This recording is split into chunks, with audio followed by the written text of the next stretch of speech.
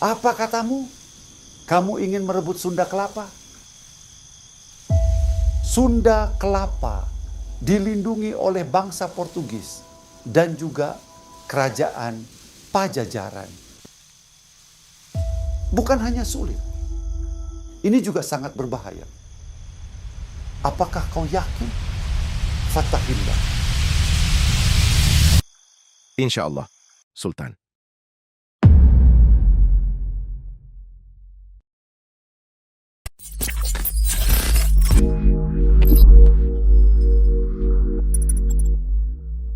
Ya, Assalamualaikum warahmatullahi wabarakatuh. Selamat pagi semua teman-teman di se-Indonesia dari Sabang sampai Merauke. Om Nis Swastiastu, Namo Buddhaya, Salam Kebajikan, Rahayu. Hari ini kita akan bicarakan sesuatu yang luar biasa teman-teman di The Outreach SV Extra Bandung Today. Kita kedatangan tamu dari jauh. Yang pertama adalah Curaweda. Dari mana Kang? Izin? Dari Bandung sebenarnya. Oh, dari Bandung jauh ya di Arca Manik ya. Iya betul. Kang Terry, beliau adalah seorang startup AI yang sudah jauh-jauh ke Y Combinator di USA ya. Jadi kalau teman-teman tahu dunia startup digital terdepan, terkemuka, tercanggih di dunia ada di Boston. Dan salah satu orang-orang terbaik berkumpul di yang namanya Y Combinator. Inilah Mas Terry Joni, jauh-jauh dari mana Kang izin? Dari Bandung juga. Dari Bandung, Cimbelit ya, deket. Ya gitu ya teman-teman, memang Bandung ini salah satu tempatnya berkumpul ya sobat-sobat kreatif digital yang keren-keren banget di dunia ini. Dan mereka masih muda-muda. Kang Azhar ini masih 19 tahun, Kang Terry masih 15 tahun ya. 5 tahun yang lalu teman-teman. Percaya nggak percaya teman-teman, karena waktu di dunia AI itu sangat amat lambat atau cepat. Kadang-kadang kita larut dalam suatu iterasi sampai ratusan kali. Kita berhadapan sama ini ya, rumitnya untuk mengenerasi sesuatu dari komputer dan lain-lain. Dan Mas Terry memulai perjalanan AI-nya dari tahun sebelum ada ChatGPT naik teman-teman. Jadi things beyond. Oke, yang kedua ada Kang Azhar. Beliau sudah masuk AI dari tahun 2020 ya? Atau lebih? Kalau risetnya lebih lama sih. Oh, lebih lama lagi 2017-18 ingat saya risetnya itu. Oke. Saya kira tadi ya tahun 948 dari zaman Sultan Matang Ngaji ya. Oke, Kang Azhar boleh mungkin izin diceritain sedikit Curaweda. Jadi tadi teman-teman sudah nonton video selama 23 detik tadi, itu salah satu teaser ya dari soft launching sesuatu AI di keraton di Indonesia. Boleh sedikit di intro Curaweda? Ya, sebenarnya kalau Kuraweda ini udah bahasa Sunda kuno nih, artinya pahlawan gitu kan. Nah jadi sebenarnya Kuraweda itu memang startup di bidang IT lah. Kita memang mainnya sih di sistem sebenarnya, tapi kita juga main ada subproduknya AI. Dan AI ini memang difokuskan ke bidang yang kalau misalnya kita bioskop kan kita nggak beli film kan sebenarnya, kita itu beli tiket. Nah makanya Kuraweda ini di setup untuk bisnisnya, monetisasinya. Jadi kita fokus ke tiketnya nih. Nah untuk AI-nya kita fokusnya langsung hilirisasinya apa, kita tembak ke sejarah, budaya, di mana fokus kita itu sebenarnya pengen menghidupkan raja-raja atau tokoh-tokoh gitu, berikut dengan artefak-artefak yang tertidur di museum semua, bangun, dipegang, dan dijalankan oleh rajanya masing-masing dalam bentuk Keraton Cinematic Universe. Nah KCU itu mimpi kita. Oke, KCU ya. Tadi ya teman-teman sudah melihat, tadi yang di film itu apa ya ceritanya itu? Nah ya itu dia, jadi di film yang tadi itu adalah Raja Fathahillah dan Sunan Gunung Jati. Sunan Gunung Jati yang kepotong wajahnya, takut. Cukup sakral soalnya. Betul. Nah kalau Raja Fathahillah itu adalah yang membebaskan Jakarta dari Portugis. Nah kita generasi muda mungkin nggak tahu, karena apa, kita biasanya textbook aja kan, kita cuman taunya ya Raja Fathahillah lukisannya gimana gitu kan. Tapi sebenarnya Raja Fathahillah seganteng itu loh. Nah itu prompt itu kita dapatkan dari belajar dari jurnal-jurnal, dari sejarawannya, dan itu langsung divalidasi sama keluarga keratonnya. Oke, sangat menarik ya. Dan Sunan Gunung Jati kabarnya adalah Sultan pertama di Keraton Kasepuhan Cirebon ya? Bukan kabar ya? Itu beneran ya? Seingat saya begitu. Oh, oke. Jadi mereka beneran pernah ketemu tuh ya? Fathahillah sama ini? Kalau isunya Raja Fathahillah dan menantunya Sunan Gunung Jati. Oke, luar biasa. Teman-teman, kita mundur 1500 tahun yang lalu. Di saat ya kita semua, ya mungkin belum ada podcast seperti ini, belum ada tiang PLN, dan mungkin Indonesia masih sangat hijau ya waktu itu ya. Dan di antara hijau itu ada orang-orang luar biasa yang mungkin ya para pejuang-pejuang yang mengembangkan Indonesia, dan tentu saja keberagaman dan juga mungkin ya berbagai ilmu pengetahuan. Nah, Curaweda ini sangat menarik ya. Jadi beliau ini, ini dia ya. Mungkin boleh cerita sedikit tentang ini?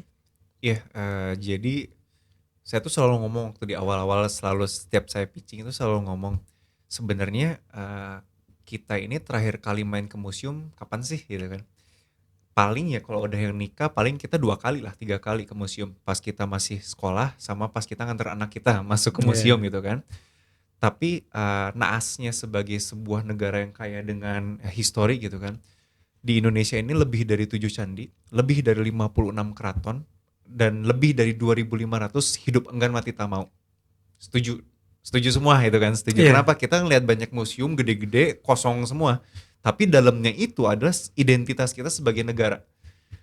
Ya kan? Nah, intellectual property lah bahasanya.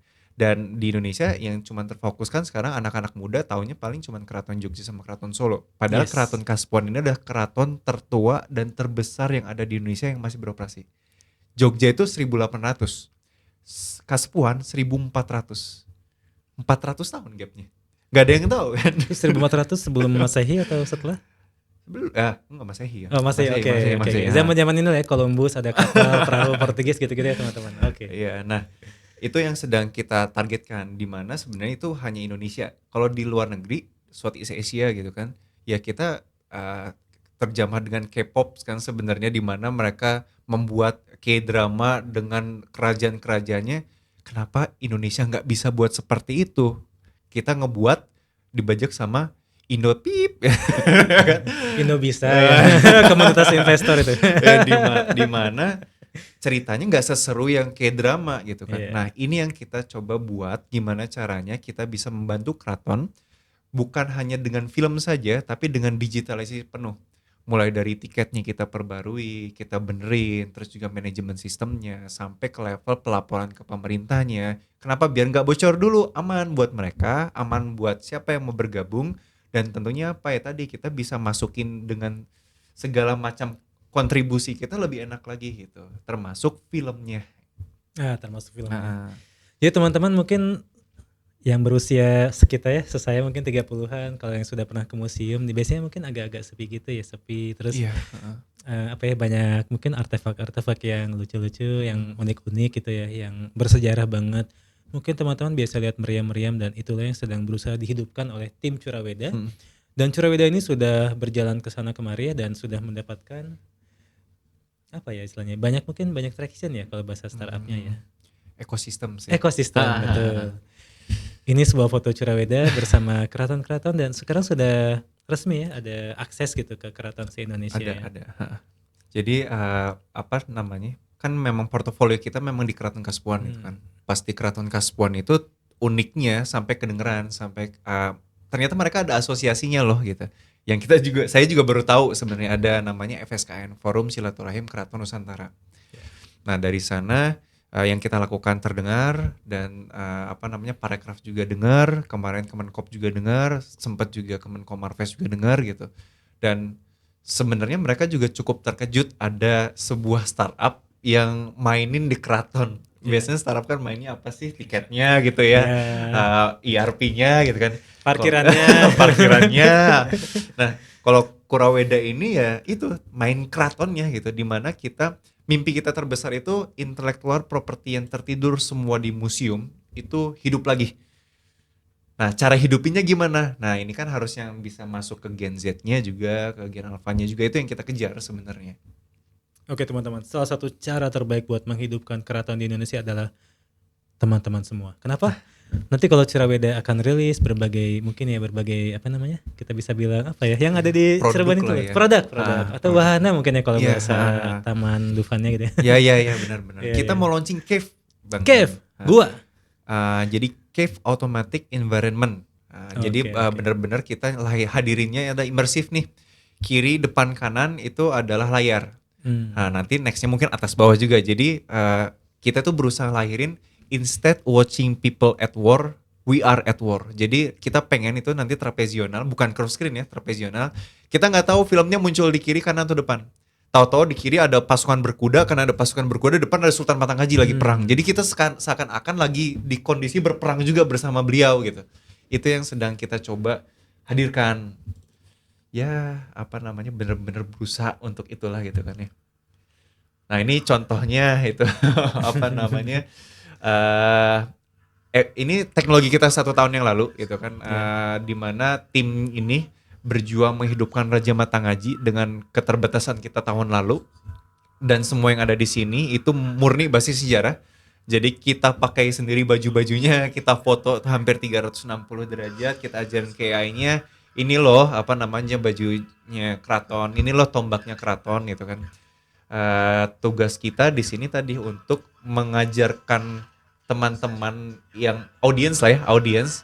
Oke, ini ada AI, karya anak bangsa, dan ternyata mampu menghidupkan artefak-artefak dan ternyata divalidasi langsung sama keratonnya, pemilik sejarahnya gitu. Nah itu yang nggak ada kan, AI banyak tapi AI yang basis sejarah dan divalidasi langsung sama sejarawannya, ini yang pertama mungkin di Indonesia nih. Oke, pertanyaan orang awam nih Mas Azhar ya. Ini banyak banget orangnya, berapa nih bayar aktornya buat syuting ya? Ini cuman dikerjain kurang lebih tim yang praproduksinya cuman 3 orang. 1-3 orang. Kalau misalnya yang engineer-nya di dalamnya itu mungkin 1-2 orang termasuk storyboard dan macam-macamnya itu cuma 1-2 orang. Dan semuanya di sini itu ya intangible. Gitu. Oke, jadi sebenarnya ini Ya itu. aktornya aktor-aktor goib lah ya. Ya aktor goib. Sorry, bukan goib ya. Perangkat lunak ya mungkin. software. Apa ya bahasanya yang tepat ya menggambarkan AI aktor nih? Kalau AI aktornya ada yang bentuknya video existing, kita ganti semua body swapping. Tapi ada juga yang tadi banyak juga itu adalah kita pelajarin turunan-turunannya tuh untuk memprediksi Sultan Matangaji gitu ya kan. Ini nggak ada, trace-nya nggak ada. Ya. Justru trace-nya cuma ada 1 di Belanda. Di universitas mana itu? Mas Azhar sampai ke Belanda ini. Itu kita udah dapat aksesnya. Oh. Tapi untuk koleksinya itu lukisan dan foto dan macam-macam itu koleksi VVIP. Ya. Di mana 1 lembarnya harga scan-nya itu 20 euro. Kan lucu ya kalau kita beli sejarah sendiri kan lucu ya. Nah, jadi yang paling enak bagi kita adalah kita deketin sejarawannya. Kita minta dong deskripsinya Sultan Matangaji gimana. Terus kita ambil turunan-turunannya. Mulai dari cucu cicit ya dan macam-macam raja-rajanya, dan kita prediksi dari sana gimana Sultan Matangaji.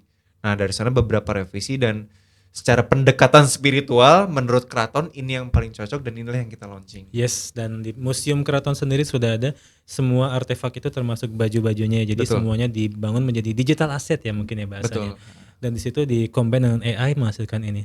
Teman-teman yang sudah pernah melihat ChatGPT dan lain-lain, this is one of the best innovation in Indonesia saat ini ya.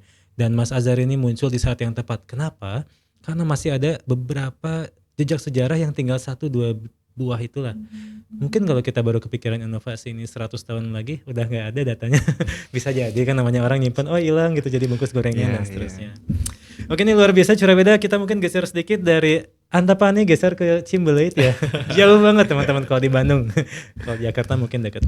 Tadi sudah kita saksikan Kang Azhar dari Curaweda, dari Antapani, dan kita jalan jauh ya. Kalau di Bandung mungkin 3 jam jalan kaki ke Cimbeleit. Dan di sini kita bertemu Mas Terry yang sudah sampai ke Y Combinator di USA. Waktu itu pakai Zoom atau offline ya? Ya, Zoom karena masih COVID waktu itu. Oke, masih COVID ya. Jadi Kang Terry ini adalah pejuang masa pandemi juga ya, angkatan Gen Z, dan ternyata sudah memulai bisnis AI-nya dari sebelum ChatGPT naik ya. Boleh cerita sedikit Mas Terry perjalanannya dari tahun 2020? 2019. Oh 19, oke, malah sebelum pandemi. Gimana ceritanya Kang Terry itu Chatbis? Oke, mungkin aku ceritain apa awal mula aku bikin bisnis ya. Jadi di awal itu waktu kuliah tingkat 3 itu ada apa aku memang suka ngoprek lah programming gitu ya, dan waktu itu ngoprek terkait namanya Dialogflow itu kayak teknologi AI chatbot juga gitu ya, sebelum ChatGPT lah gitu. Tahun berapa itu? Tahun berapa? Dulu 2019 19 ya guys, ChatGPT kalau teman-teman tahu boomingnya tahun 2023 ya kalau nggak salah. ya, 2022 4 tahun sebelum ChatGPT booming. Oke. Jadi ya dulu kita bikin bisnis namanya Chatbis. Kita bikin chatbot. Awal-awal kita mainnya di platform Line gitu. Jadi kayak orang bisa bikin toko online di Line Messenger gitu ya. Tapi itu doesn't really work, jadi kita harus pivot lah gitu ya. Di 2020 kita baru dapat integrasi sama WhatsApp tuh. Jadi kita dapat integrasi sama WhatsApp. Nah, ya kita mulai gas lah di WhatsApp ya, dan di sana kita dapat beberapa customer dari berbagai industri, ada dari travel, ada dari manajemen investasi, ada dari ya lumayan lah macam-macam. Dari sana kita trafficnya naik sampai profitable waktu itu, dan kita apply Y Combinator dan bisa masuk gitu di 2021-nya gitu. Abis masuk 2021 kita masuk Y Combinator, tapi waktu itu masih online ya semuanya, karena waktu itu masih COVID. Masuk Y Combinator, di sana belajar banyak lah. Kita diajarin gimana cara pitching ke investor, tapi itu bukan kayak one key learning lah. One key learningnya biasa mostly gimana cara bikin bisnis yang grow gitu kan di awal gitu. Nah di sana ya kita gas terus, tapi di 2023 kita sempat luncurin kayak sub produk gitu ya dari Chatbiz. Kita bikin yang namanya order dulu, jadi semacam WhatsApp store lah gitu ya, kayak online store yang arah ke WhatsApp. Nah tapi itu doesn't really work, jadi kita pivot, kita shutdown yang order dulu di sana. Nah jadi kita sekarang balik lagi ke yang Chatbiz ini, kita fokus, dan kita baru-baru ini juga ngembangin yang namanya Versupport.ai. Versupport.ai ya. Apa ini Mas Ter ini? Jadi kan kita awalnya kan otomasi customer service nih, chat percakapan gitu. Nah kita ngobrol sama customer service-nya, ternyata ada satu bagian yang AI ini bisa berguna juga, yaitu di bagian di QA-nya, quality assessment-nya gitu. Quality assessment dari? Dari tim percakapannya gitu. Oke, sejenis analitik mungkin ya? Analitik. Analitik. Oke, luar biasa. Karena ya biasa kan kalau orang kalau pakai analitik pakainya Google Analytics gitu ya, jadi kayak cuman ngelihat proses awal gitu pengunjung gitu. Tapi kalau misalnya sampai akhirnya, sampai benar-benar customer service, nah itu biasa mereka masih buta lah, cuman bisa ngira-ngira doang kan, atau nilai manual tuh. Bahkan perusahaan yang gede banget pun masih pakai Google Sheet, Google Form gitu, disuruh isi nih, diliatin tiap tiketnya, terus diisi ke Google Form. Kebayang. Itu ya teman-teman, jadi sekilas tentang Kang Terry dari Cimbalait Bandung yang memiliki usaha namanya Chatbiz, juga produk namanya Versupport.ai ya. Yang memang fokus di mungkin chat atau AI untuk customer service yang based on chat ya. Dan teman-teman, tahukah kita mungkin dalam satu hari kita bisa berjam-jam memegang WhatsApp seperti ya kakak operator kita di sebelah sana lagi WhatsAppan juga. Ini kalau di channel-channel TV itu udah muter tuh kameranya. Gitu ada. Oke. Anyway, teman-teman, ini adalah suatu implementasi AI yang luar biasa, dan tadi 2023 saya ingat banget ya waktu sempat collab sama Kang Terry di orderdulu.id ya kalau nggak salah. Dan itu kita coba implementasi AI sebelum ada ChatGPT juga ya kalau nggak salah. 2022 deh berarti ya. Yang mana? Oke, jadi dulu ya mungkin sebelum ChatGPT lagi naik-naiknya kita sempat collab bareng. Sebenarnya kan banyak sekali riset-riset di Indonesia yang didanai oleh pemerintahan ya. Dan mungkin Chatbiz itu sempat ya kedapatan juga ya budget untuk istilahnya riset bersama mengimplementasikan toko online based on AI di berbagai pasar di Indonesia, khususnya Jawa Barat yang itu betul. Ingat ya, dulu kita jalan-jalan ke Majalengka kemana, dan sangat menarik. Dan betul ya, tampaknya customer insight itu unik di setiap lokasi, di setiap use case ya. Oke, Chatbiz saat ini mungkin boleh di-spill udah ada customer di sektor apa aja mungkin? Nggak usah sebut brandnya, ini takut kena Kita macam-macam sih, ada berbagai lini, ada dari yang saya tadi bilang, ada dari travel, ada yang dari manajemen investasi, ada juga dari rumah sakit gitu ya, untuk booking appointment dengan dokter, klinik gitu. Jadi mostly. Oke. Setelah ada ChatGPT, apa yang dilakukan oleh Chatbiz nih? Ya dari ChatGPT booming kan kita lihat ya, AI ini kayak udah beda banget cara mainnya. Kalau dulu yang apa dialog flow yang aku cerita itu masih AI-nya cuman untuk intent detection lah, sentiment analisis gitu ya. Kalau yang sekarang dia udah bisa kayak bener-bener ngasih apa reasoning gitu ya, reasoning bisa apa ngasih uh, info lah gitu.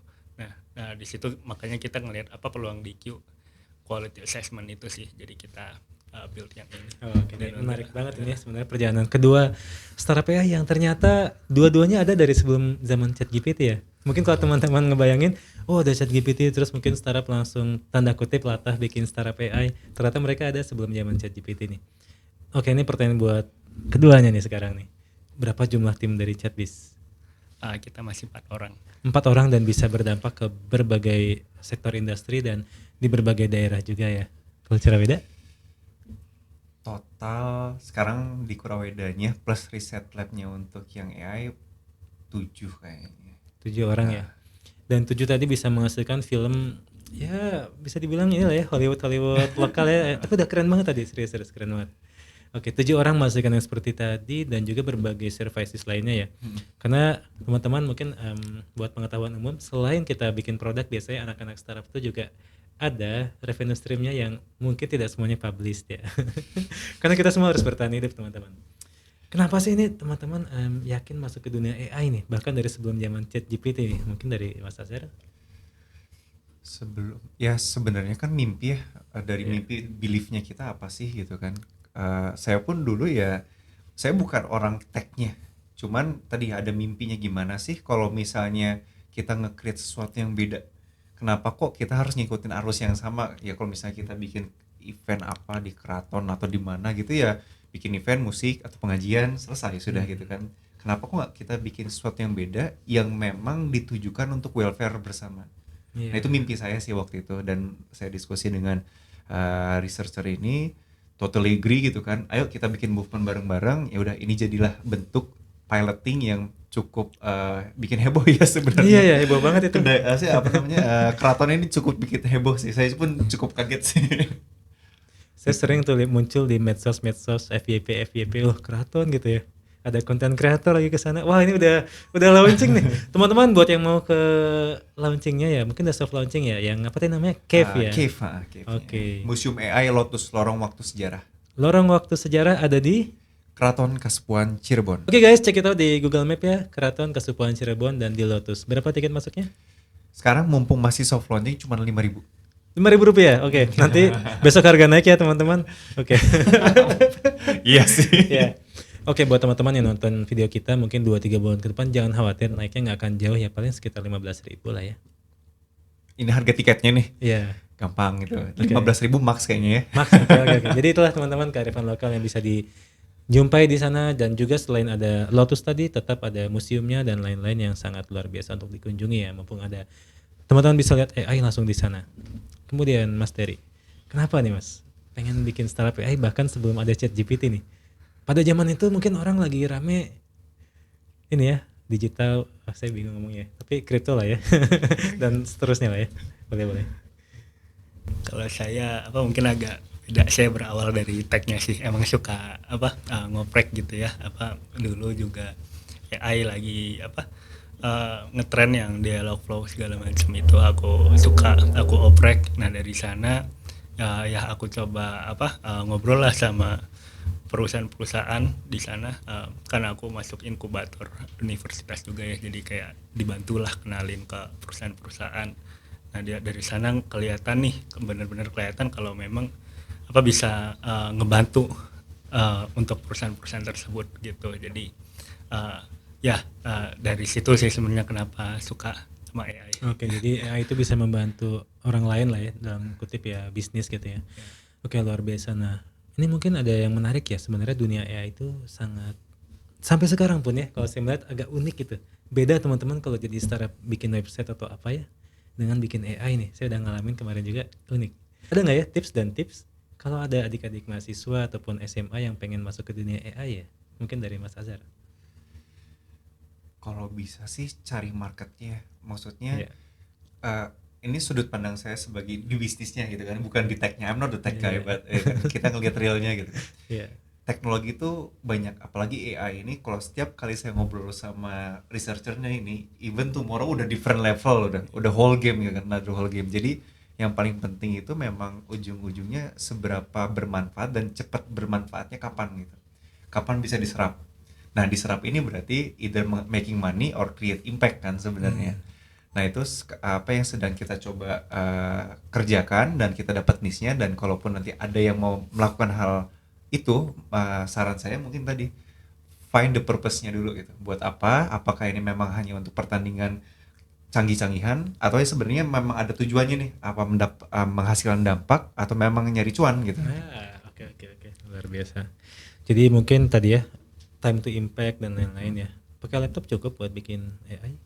Cukup. Cukup, Laptop yang gimana? Ini nggak harus pakai ini ya teman-teman. Ada Gaming cloud computing laptop juga sekarang. nggak perlu. Yang gini pusing lah ya. Jadi mungkin laptop buat nugas, buat ya anak RC gitu bisa lah ya. Nggak harus pakai komputer gaming yang layar ada 10 gitu ya. Boleh Mas Terry mungkin ada sedikit tips ya buat yang baru mau masuk ke dunia AI ya, anak-anak muda. Kalau untuk anak-anak muda yang mau masuk AI, ya karena apa? Ya bisa diekspor sih. Soalnya kayak kalau dari kita lihat kan kayak apa? Beda lah kalau sama teknologi sebelumnya yang trending kita, contohlah kripto gitu kan. Kalau kripto siapa sih yang orang pakai kripto gitu kan, maksudnya kalau dibandingin sama AI jauh lebih banyak AI lah yang pakai ChatGPT segala macam kan sekarang udah pada pakai gitu, apalagi generasi Z atau generasi alpha gitu. Jadi kayak apa, saran aku ya kalau mau explore bisa mulai dari yang bikin project simple dulu gitu ya. Bisa explore GPT, dari GPT mungkin bisa ke Gemini, terus bisa juga apa ke teknik-tekniknya yang lain. Sebenarnya AI kan juga ada banyak ya, ada yang untuk text based analysis, ada yang untuk kayak image generation, ada macam-macam lah. Dan itu memang apa kayak suatu ya yang lagi berkembang sekarang, nggak cuma di Indonesia tapi di dunia juga gitu. Jadi enaknya sekarang kan internet itu udah semuanya connected gitu, semua update di sosial media, di Twitter gitu. Ini beda ketika zaman dulu misalnya booming apa World Wide Web gitu, booming internet ya kan cuma di Amerika doang gitu kan yang bisa ngikutin gitu. Tapi kalau sekarang ada internet semuanya bisa connect, langsung apa kejar knowledge-nya, jadi apa top of bidang sana gitu ya, karena memang baru gitu. Kalau apa udah lama gitu jadi top of that industry kan susah karena udah ada yang belajar lama gitu kan. Gitu. Menarik ya, jadi kita ada di right at the center nih. Tapi saya penasaran satu nih, market di AI nih. Gini. Teman-teman kalau yang di Bandung mungkin pernah melihat ya, ini banyak ngomongin wisata hari ini karena ada Keraton Kasepuhan juga. Di Bandung, di depan Diponegoro ada banyak sekali cuanki berjualan dan semuanya laris ya. Kalau AI masih banyak nggak ya potensi buat ya yang mungkin yang pengen bisnis cuan di sana ya? Mungkin Mas Azhar? Harusnya sih banyak ya. Balik lagi, I'm not a tech guy, but I have a lot discussion with the tech guy juga. Kan kita ngomong sebenarnya potensi banyak banget dari sisi AI, karena kita baru nge-explore itu mungkin baru sekian persennya lah, dan kapasitas dan juga kemampuan AI itu masih far beyond that, dan itu yang menyebabkan Elon Musk sampai takut gitu kan ngomong kan we're not ready ya. Mungkin menurut dia bener juga sih, tapi market itu selalu ada menurut saya. Secara personal selalu ada. Kenapa? Ya tadi tinggal nyari segmen mana yang mau kita kejar. Kalau kita mau sama-sama kejar yang segmen itu ya mungkin kompetisi judulnya gitu kan. Tapi kalau misalnya segmen masih banyak sih, apalagi ya sekarang aja di Indonesia. Di Indonesia ini kan sebenarnya kita bukan AI pertama yang ngegarap tentang heritage culture. Ada ya, kita semua tahu lah, kita buka Instagram we know lah gitu kan. Tapi apa? Maybe we're not the first, tapi kita di keraton kita pertama. Nah, aksesnya itu yang berbeda menurut saya. Jadi sama-sama di culture, tapi pintunya beda. Saya di ruang kamar 201, dia di kamar 202 gitu kan. Ya masih banyak plenty of it kan. Menurut saya masih banyak banget. Oh tadi ada yang ke rumah sakit, ke keraton, mungkin ke tempat-tempat lain yang bahkan kita belum kebayang ya. Oke, this is the last question nih. Apa hal tersulit di AI? Teh Guy. Oke, kalau hal tersulit mungkin ini sih aku cerita ya, kayak di awal banget itu masalah bisnis model, tapi sekarang udah nggak berapa. Jadi dulu itu kayak cost dari AI itu mahal bisa dibilang gitu ya. Jadi kita kalau misalnya makin banyak usage gitu ya, jadi makin gede juga cost kita gitu. Jadi variable costnya makin ada dan profit marginnya bisa jadi nggak sebesar profit margin kalau software biasa gitu. Nah itu yang pertama. Dan yang kedua mungkin di bagian AI kan ini teknologi yang masih berkembang ya. Jadi harus pinter-pinter gimana lah untuk nge-fine tune si AI ini untuk ngebenerin gitu AI-nya. Contohnya kita misalnya kita pernah develop chatbot yang based on GPT juga. Nah kita buat pertama ada kayak halusinasi gitu kan. Tapi kita pakai cara-cara tertentu lah gitu ya, jadi nanti bisa supaya zero hallucination kayak gitu. Nah untuk yang yang quality assessment gitu yang menilai, contohnya nih kalau kita menilai kan nilai kualitas percakapan customer service ya, jadi percakapan customer service dari segi empati seperti apa gitu, dari profesionalitas seperti apa. Nah di sana kalau misalnya ada yang kurang oke gitu penilaiannya, itu kita harus fine tune gitu, atau kita harus tweak lah prompt-nya gitu. Jadi kalau secara teknis sih seperti itu sih, secara teknis sama secara bisnis yang tadi cost analysis ya. Oke, luar biasa. Jadi kalau orang-orang mungkin pakai ChatGPT, Mas Terry membuat suatu AI-nya langsung ya pakai rumus yang luar biasa. Dan mungkin kalau Mas Terry banyak mendalami di mungkin bagian chatnya gitu sampai ke dalam banget, Mas Azhar bakal mendalami mungkin di bagian video generation dan berbagai ya intinya sesuatu yang tidak sederhana ya teman-teman. And that's 20 minutes from us for today. Sampai jumpa lagi di the next episode di Outreach bersama Servivision, Star Bandung juga Ekosistem. Thank you banget Mas Azhar sudah jauh-jauh dari Antepani ke sini. Juga Mas Terry dari Cimbelit ke sini. Thank you banget, semoga bermanfaat. Sampai jumpa semua teman-teman. See you later.